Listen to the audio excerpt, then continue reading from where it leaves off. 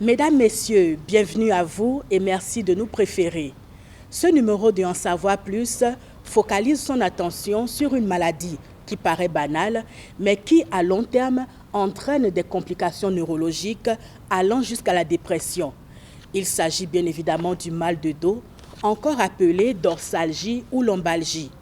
L'Organisation mondiale de la santé estime que 80% de la population mondiale souffre à un moment donné de sa vie de ce mal parfois qualifié de mal du siècle, d'où notre intérêt pour la pathologie.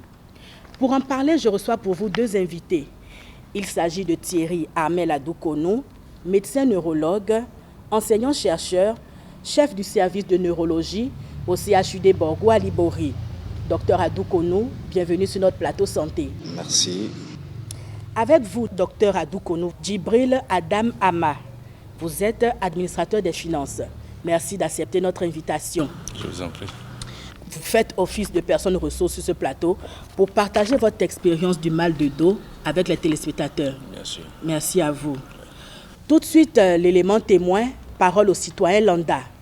C'est un mal qu'on ressent généralement au niveau de la colonne vertébrale. Bon, selon moi, je crois que la cause, c'est le fait de prendre les objets lourds et de mal s'asseoir au bureau pendant de longues durées et aussi le fait de porter de hauts talons. Même les jeunes aujourd'hui, on en souffre beaucoup de ça. C'est dû aux dégradations des routes. Puisque parfois nous sommes à moto, on file, on ne contrôle pas notre main de conduire, on tape les trous et tout. Donc ça réagit sur en fait, nos reins, nos dos. Donc si on pourrait peut-être avoir plus d'orientation pour remédier à ça, ça peut aller. Mais bon, moi je préconise qu'on commence par rouler d'abord doucement. Je pense qu'il faut miser plus sur les activités physiques, essayer de faire des trucs qui ne nous dépassent pas.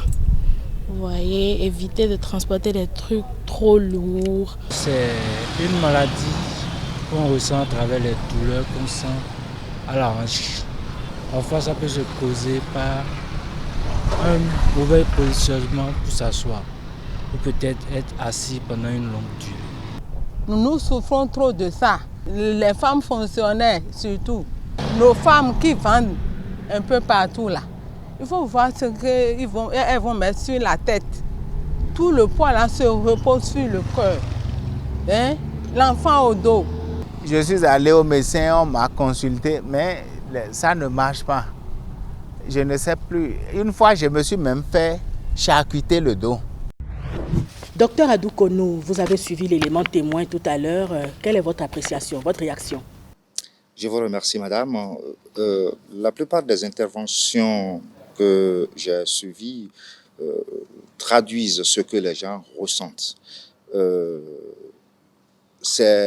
La lombalgie, c'est une douleur localisée au niveau du bas du dos. Globalement, on parle de mal de dos, mais beaucoup dans notre milieu confondent le bas du dos avec les hanches. La hanche, c'est différent. Et le bas du dos aussi, c'est une région anatomique différente.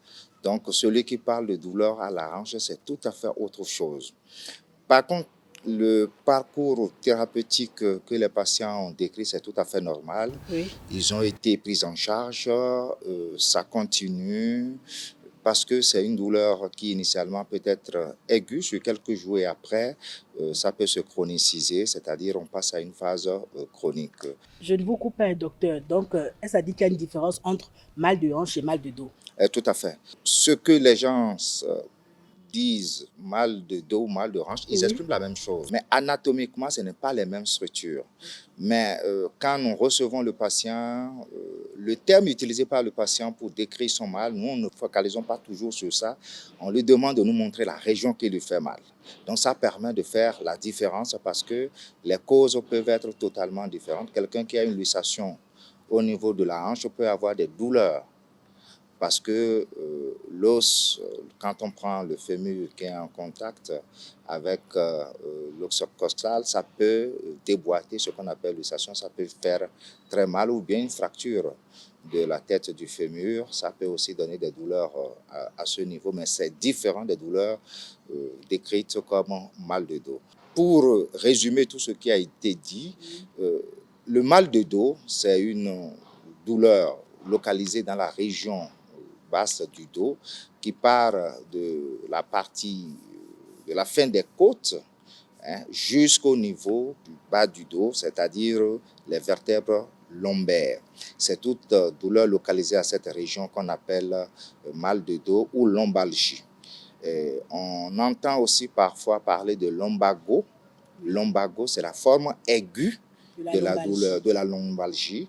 Et puis, parfois, cette douleur peut rentrer dans les jambes et on parle de lomboradiculalgie parce que la douleur rentre, prend le trajet d'une racine nerveuse et on parlera de lomboradiculalgie. Djibril Ama, comment avez-vous senti les signes du mal de dos à votre niveau? Oui, il faut dire que le mal de dos, j'ai commencé à le sentir dans ma 16e année de fonction. 16e année de fonction? De fonction, oui. Donc, arrivé au bureau, le travail que je pouvais faire en 5 heures sans rien sentir, je commence à sentir une certaine fatigue, mais qui part de la colonne vertébrale et qui se diffuse au niveau du reste du dos. Alors, ceci dit, il faut chaque fois me lever pour me détendre, pour me relaxer, etc. Parce que vous n'êtes plus à l'aise. Je suis plus à l'aise. Oui. Donc, à un moment donné, c'était trop fort. Du dos, oui. Ça s'est répandu au niveau du cou. Donc, à un moment donné, quand je tourne la tête, je sens un certain petit blocage. J'essaie de réajuster, ça revient, etc. Jusqu'à ce qu'un jour, j'ai forcé. Et là, c'était le hic. Qu'est-ce qui s'est passé? C'est comme si la tête était devenue libre, le cou était devenu libre, la tête bougeait et je dis, ben là, vous n'étiez plus maître de vos membres. Exactement. Je dis, il ne faudrait pas que oui. Ma tête quitte un jour le cou pour se retrouver sur l'épaule. Et il faut dire que lorsque ce mal a commencé, oui. Je sentais des fourmillements au niveau de la colonne vertébrale. Des picotements. Oui. Et on a envie de gratter. On a envie de gratter, mais quand on gratte, on a un peu de soulagement. Un petit soulagement, ça fait c'est bon quoi. Mais plus tard, ça reprend. Docteur Adoukonou, quels sont les signes annonciateurs du mal de dos généralement? Merci, comme l'a dit M. Ama Djibril, généralement ça commence par une douleur. Et il y a parfois des signes annonciateurs, comme vous le demandez si bien. Oui. Les gens commencent par sentir une gêne lorsqu'ils restent longtemps assises ou bien après une marche ou après au retour d'un voyage, on commence par sentir une sensation de gêne avant que la vraie douleur ne survienne. Et dès lors que vous revenez d'un voyage où vous restez longtemps assis et vous commencez par avoir une sensation de gêne, c'est déjà le début de la maladie et il faut s'inquiéter. N'attendez pas que la douleur, la vraie douleur aiguë ne survienne. Est-ce qu'un mauvais positionnement peut entraîner quelqu'un à avoir un mal de dos? Exactement. La posture que nous adoptons, la colonne vertébrale, c'est un empilement de pièces qu'on appelle vertèbres et entre les pièces, il y a le disque, un coussinet qui amortit les chocs. Lorsque vous adoptez des positions qui tordent le cou, qui tordent la colonne vertébrale, vous allez pendant très longtemps, votre colonne est modifiée, ce qui va générer, il y a une mise en tension de certaines structures, ça peut être les muscles, les ligaments, qui sont sous tension parce que vous n'avez pas adopté la bonne position. Donc, ces structures qui sont sous tension vont générer des douleurs, ce qui fait que après un mauvais positionnement, vous pouvez avoir mal. Deuxième élément, le disque dont j'ai parlé, il peut y avoir une protrusion, c'est-à-dire que le disque sort de son cadre et en sortant de son cadre, ça peut comprimer certaines structures. Il peut y avoir aussi une hernie discale, c'est-à-dire que le disque sort, mais va comprimer une racine. Et ces racines vont dans les membres inférieurs, ce qui va générer une douleur qui va prendre le trajet de ces nerfs. C'est ce qu'on appelle radiculalgie. Donc, on parlera de radicularisé. Djibril Amar, alors, comment avez-vous géré la situation à votre niveau après avoir vu un médecin spécialiste dans la matière? Oui, avant le spécialiste, c'était d'abord un bon Africain et bon. Vous êtes allé chercher des tisanes ou bien qu'est-ce que vous avez fait? Un Béninois bon teint. Oui. Alors j'ai commencé l'automédication. D'abord à la maison soi-même. Voilà, c'est les végébaumes, c'est baume chinois. Les antidouleurs. Antidouleurs, etc. Mais rien. C'est ça qui m'a aggravé un peu la situation avant que je puisse aller voir le médecin. Alors quand j'ai vu le médecin, c'était beaucoup plus ses conseils. Il a fait la radio cervicale et radio lombaire. Donc quand il a fini de faire les deux, automatiquement, il m'a donné les conseils qu'il fallait. Quels sont ces conseils-là? Les conseils, il fallait trouver une écharpe de temps en temps pour pouvoir séparer les vertèbres. Une écharpe? Oui, une écharpe pour pouvoir... On tient l'écharpe des deux côtés, oui, et on met au cou et on frotte. C'était devenu un exercice quotidien, j'imagine. C'est un exercice quotidien, oui, naturellement. Vous le faites jusqu'à ce jour? Bon, il faut dire que, voilà, de temps à autre, oui, bon, c'est devenu une habitude. Oui. Et il faut dire que, comme maintenant il y a des filets qui nous servent d'éponge, oui, donc en se lavant, c'est plus facile. 12 mois après, oui, quand on a repris la radio, les résultats étaient vraiment fabuleux. C'était bon. Donc, vous avez suivi les conseils du médecin traitant, oui, oui, et vous êtes revenu pour refaire une radio 1 an après. Voilà. Et au cours des mêmes conseils, il m'a prescrit une ceinture lombaire. D'accord. Voilà. Et puis un collet cervical. Montrez-nous comment voilà, vous faites. C'est ça. La ceinture lombaire, c'est ça. Oui. Voilà. Donc vous la placez... Voilà, on la place là. Oui. Bon, moi, c'est là où j'ai souvent mal que je place, mais les médecins vont me dire que c'est autrement. Docteur Adouko nous a dit s'il a bien mis sa ceinture, docteur. Ça, c'est la ceinture cervicale et la ceinture lombaire. Voilà, le collet cervical, voilà. Voilà. À quelle occasion vous mettez dans cette posture, M. Amar? Il faut dire que ce dispositif, pour 10 minutes de port, c'est déjà important pour soulager la douleur au moins en 5 heures de temps. Ok. Oui. Vous portez la ceinture pendant 10 minutes. Pendant 10 minutes. Et vous obtenez un soulagement de 5 heures de temps. Au moins pour 5 heures de temps. D'accord. Donc... Et celui-ci que vous avez mis au niveau de votre cou, oui, c'est aussi la même chose? C'est aussi la même chose. Bon, le docteur pourra mieux expliquer, mais quand je porte ça, ça me permet quand même, ça permet d'éloigner un peu la tête de son poids au niveau de la colonne vertébrale.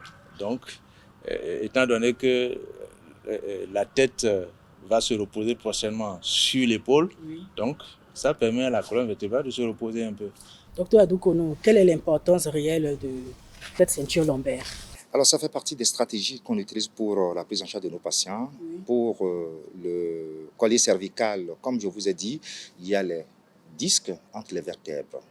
Et ces disques peuvent être usés et entraîner, les vertèbres peuvent avoir tendance à se coller. Donc, lorsque vous entraînez une sorte de distension au niveau des vertèbres, ce donc qui un ne redressement, si je peux voilà, donc ça soulage les douleurs, ou du moins ça évite l'aggravation. Ça c'est important parce qu'on peut avoir une aggravation qui peut être brutale. Le disque qui est affaibli, brutalement, ça peut se décompenser, sortir rapidement et aller comprimer une racine et qui peut même paralyser l'individu. Donc ces mesures améliorent le pronostic du patient.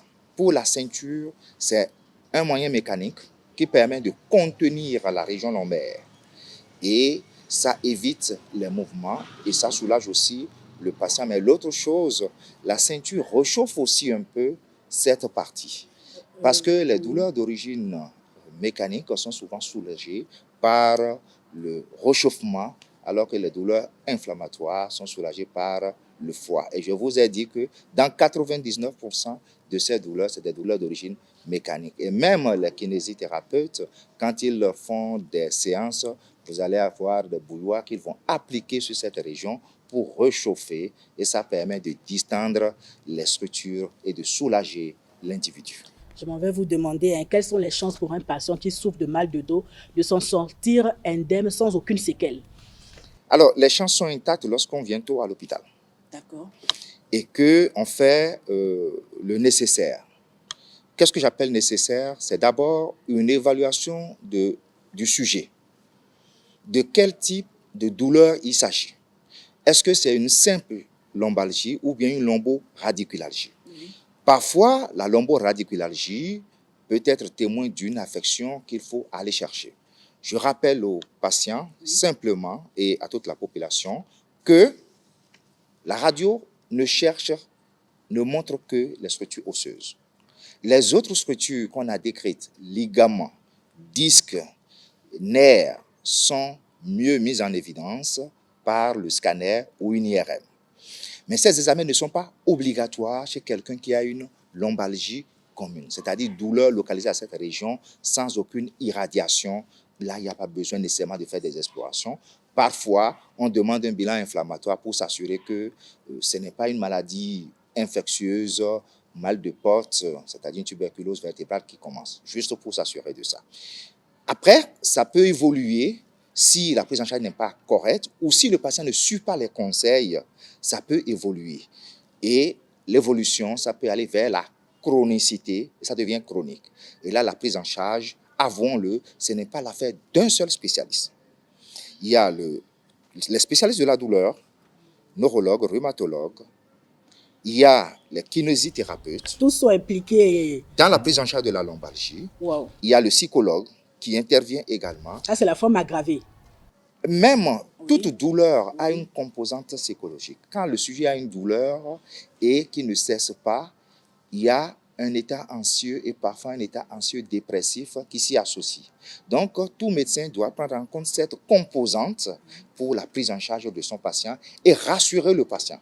Parce que ce qui se passe, le premier traitement, c'est de rassurer le patient que malgré l'intensité de sa douleur, c'est quelque chose qui est banal, qui est gérable, peut être géré et qu'il n'y a pas grande conséquence si on prend bien en charge. C'est d'abord rassurer le patient.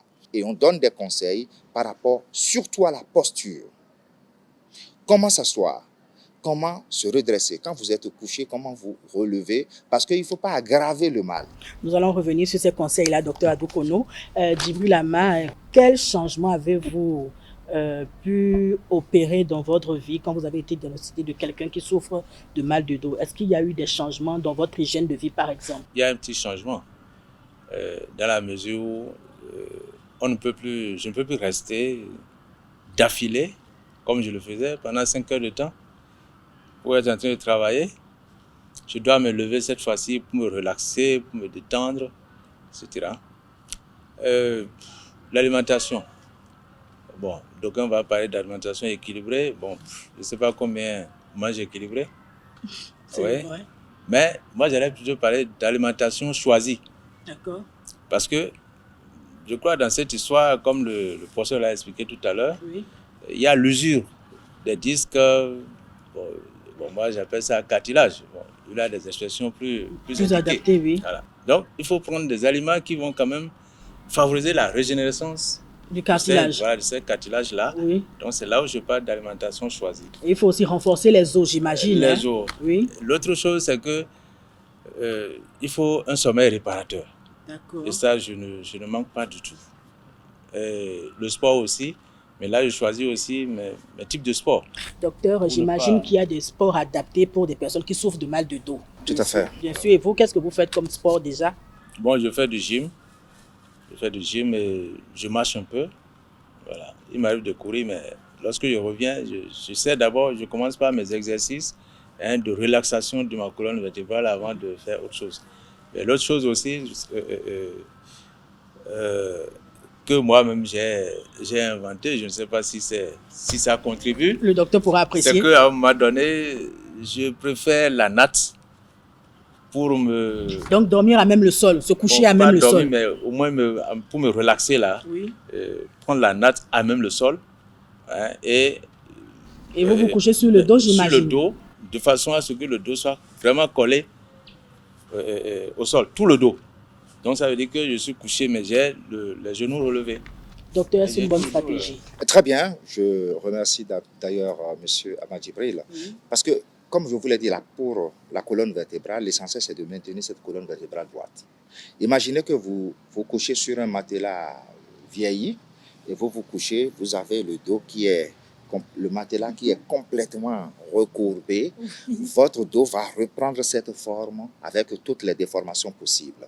Donc, si vous ne pouvez pas avoir un matelas dur, hyper dur, pour vous coucher dessus. Il y a des matelas adaptés même qui sont prescrits par les médecins. Oui, si vous ne pouvez pas l'avoir, il vaut mieux se coucher sur notre natte traditionnelle qui est bien. Deuxième chose, évitez d'avoir de gros oreillers.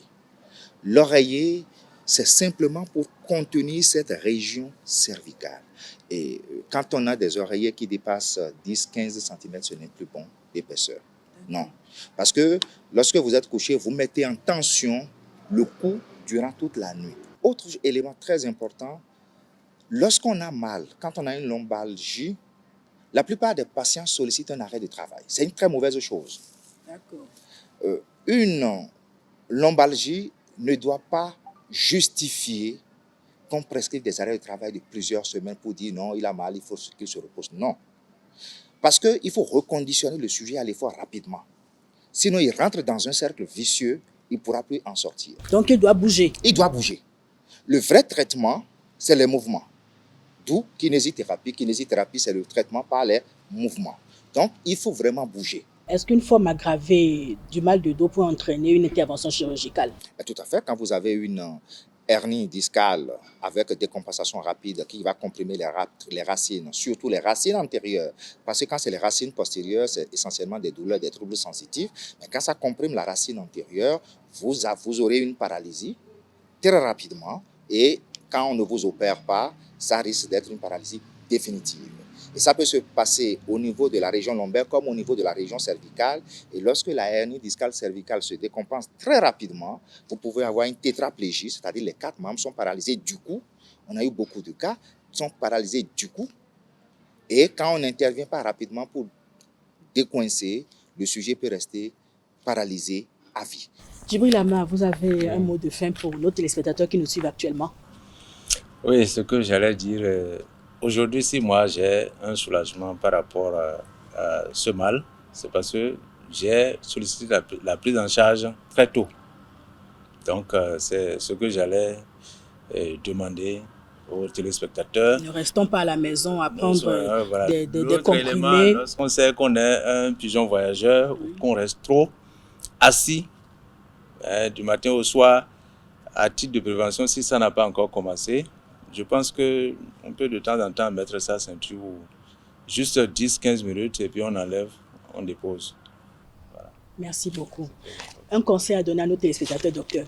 Il faut marcher, se lever régulièrement. Ça ne sert à rien de rester assis pendant plus de 2 heures lorsqu'on est travailleur. Il faut absolument que chaque 1h30, vous vous levez pour faire quelque chose. Ne restez pas longtemps assise. Améliorez votre hygiène de vie, comme je vous l'ai dit.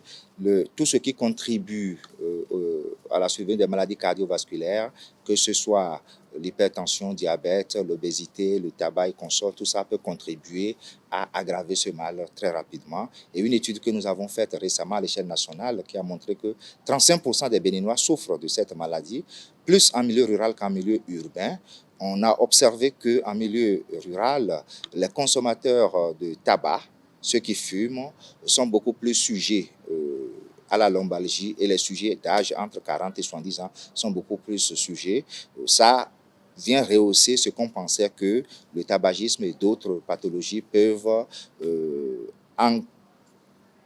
aggraver l'alimentation de ces structures, surtout en sang, et faire que ces structures peuvent rapidement vieillir. Donc, les conseils, c'est bouger beaucoup, beaucoup d'activités physiques, avoir une très bonne hygiène de vie en matière d'alimentation, mais aussi au niveau de notre posture, quand on veut se coucher, quand on est assis. Vous voyez, quand on est assis, il faut que je maintienne ma colonne vertébrale tout droite. Voilà. Docteur, est-ce que je suis bien assise? Je pense que vous êtes bien assise. Merci. Et ça, il faut le dire également aux élèves et aux étudiants qui ont tendance à rester comme ça sur leur table. Surtout pour écrire.